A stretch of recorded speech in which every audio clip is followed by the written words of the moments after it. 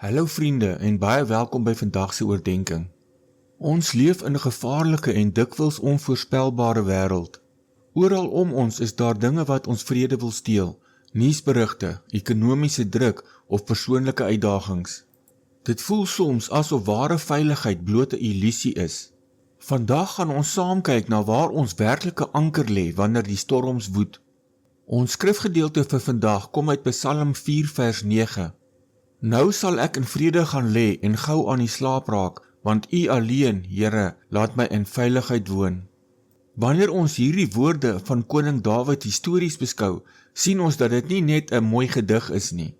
Dawid het hierdie psalm waarskynlik geskryf tydens 'n tydperk van intense persoonlike krisis, moontlik toe sy seun Absalom teen hom in opstand gekom het. Sy troon, sy familie en sy lewe was in gevaar. Tog praat hy hier van 'n diep, rustige slaap. In die antieke nabye ooste was die nag vol fisiese gevare, van rowers tot wilde diere. Om rustig te kon slaap, moes jy veilig wees.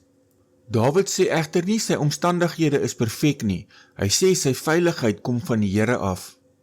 Die Hebreëse grondteks dui daarop dat hierdie veiligheid nie noodwendig 'n afwesigheid van slegte dinge beteken nie, maar dat die mens ten volle deur God beskerm en beskut is, ongeag die chaos rondom jou.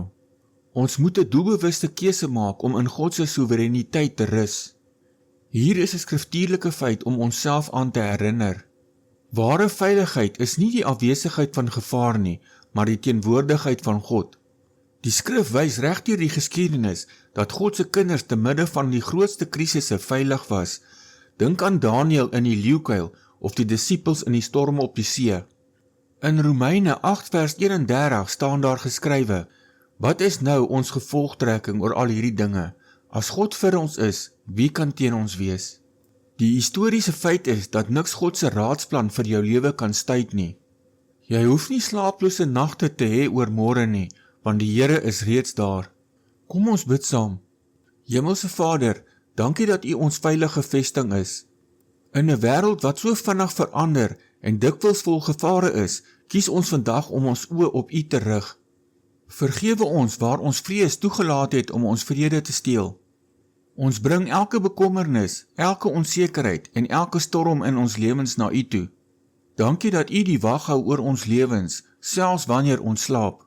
Skenk ons die diep vrede wat alle verstand te bowe gaan, sodat ons vandag en elke nag in absolute vrymoedigheid kan rus. Ons vra dit in die magtige naam van die Here Jesus Christus. Amen.